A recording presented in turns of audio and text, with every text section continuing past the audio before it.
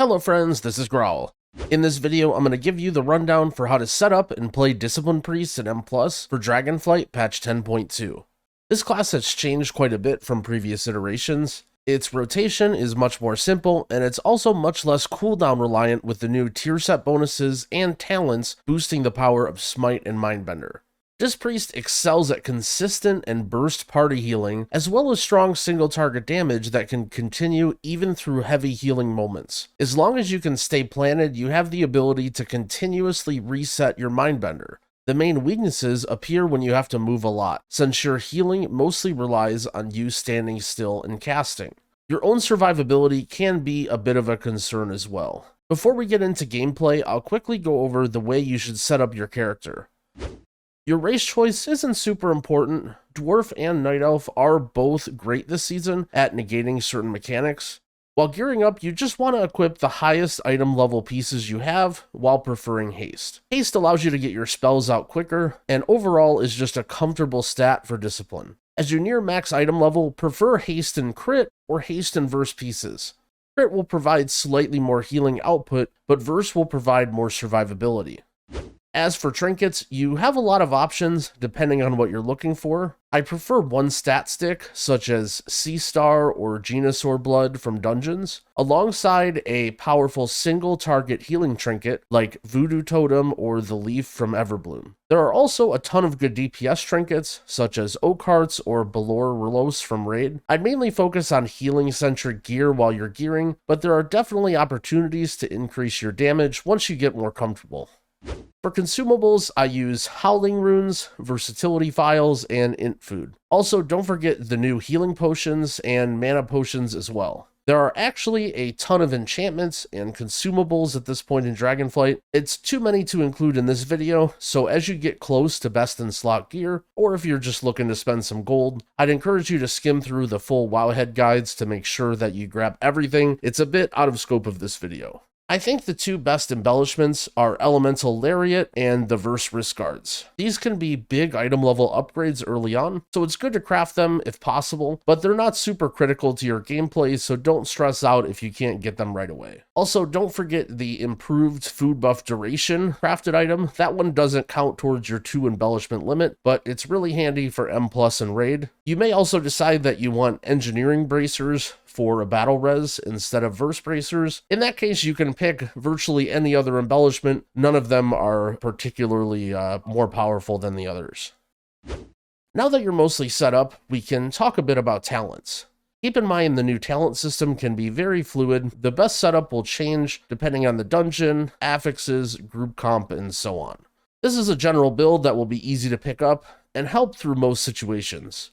The backbone of the build is this whole path along the right row. Mindbender turns your spells into shadow and increases their damage. Schism increases that damage further, and also your offensive casts reduce the cooldown of Mindbender and also make it pop off with additional AoE damage. With this talent setup, you can extend the duration of your Mindbender to almost 20 seconds and then reduce the cooldown to, well, almost 20 seconds, assuming you're continuously casting. The goal is to send Mindbenders over and over for consistent healing and damage as it allows. If the fight does require heavy movement, you may want to try and save your Mindbender right before those big damage bursts, then focus on resetting the cooldown when it's safe. Staying alive as a healer this season can be pretty challenging, and there are 2 important talent combos you need to be aware of and use frequently.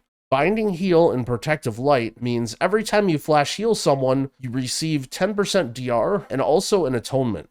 Don't forget to continuously spend your Surge of Light procs, because not only are they great for the free heal, but they're also giving you that buff. On top of this, you also have Improved Fade and Translucent Image. This turns your Fade into another 10% damage reduction. Fade isn't on the global cooldown and has a very short cooldown, so you should be continuously pressing it whenever you're taking incoming damage. The combination of Flash Heal and Fade means that you should very rarely get bursted down unless you're really standing in some bad stuff. Twilight Equilibrium is a capstone in the discipline tree that can be used to add a little bit of healing and damage at the cost of increasing complexity. I recommend while learning Disc you do not take this talent, but as you would venture into higher keys, or you may watch some of the higher discipline priests taking this, it is a talent that may be needed eventually. Also, Ultimate Penitence or trying to Shadow Fiend instead of Mindbender are potential options for specific dungeons or bosses as well. I'd recommend against them for starters, mainly because it's changing the way your cooldowns interact and leaves you with more downtime. Feel free to experiment though, as you get more comfortable with your class. I mean, that is the fun of the talent tree system after all. I'll do my best to explain what a standard Disc Priest rotation would look like in a dungeon pull. Remember, the key to Disc Priest is keeping atonements on your party members that need healing, and then dealing damage to heal through them. So while the pull is gathering, you're moving and getting in position, you want to set up a few Purge the Wickeds on the mobs. Once you're planted, you can send a Radiance to get an atonement on everyone before sending out your Mindbender. Initially, you want to use Mind Blast for that increased damage, followed by Penance. This will do the bulk of your burst healing, so ideally this comes immediately after the big incoming damage. Shadow Word Death and Halo can be used on cooldown after that, with Smite as a filler. It's important to cast Smite very often because you want to be resetting the cooldown of your Mindbender.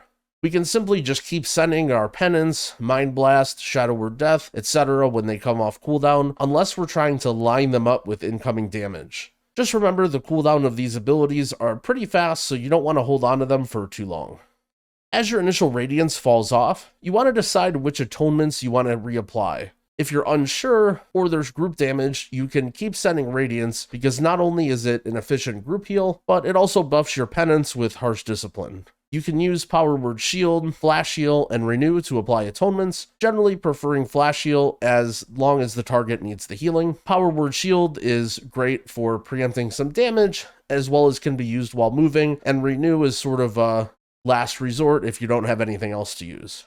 For heavy single target healing, your options are a bit more limited. Your main heal is Flash Heal, and at times you'll be stuck spamming it when pure atonement healing isn't enough. Remember to use your Pain Suppression, Rapture, on-use healing trinkets, and even put a barrier on their heads to help keep people alive in these situations. Also, especially if you have procs like Harsh Discipline, you can use your Penance defensively to heal, but you want to avoid that when you can because it's great for party healing everybody with Atonement, not just one target.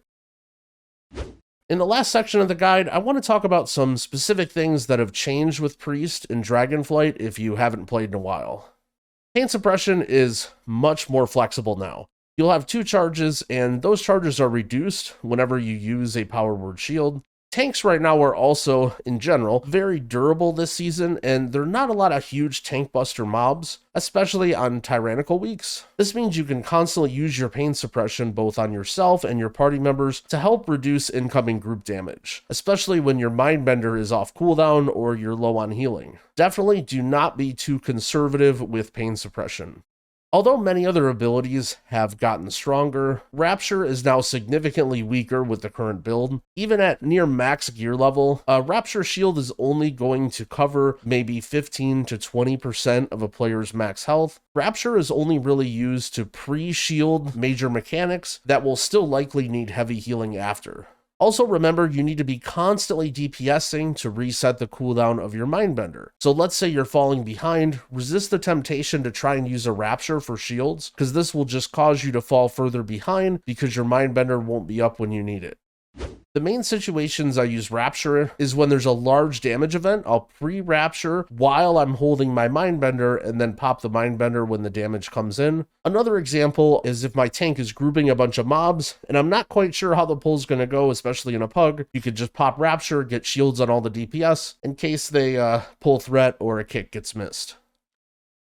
That covers most of the important basics of Discipline Priest for patch 10.2. Hopefully this guide helps you get started on playing Priest and timing keys all the way up to 20s and beyond. If you have any suggestions or questions, I'd be happy to read them in the comments, and be sure to subscribe for future Mythic Plus content going into the new expansion, The War Within. Happy keying. Easy. Heroes the healer.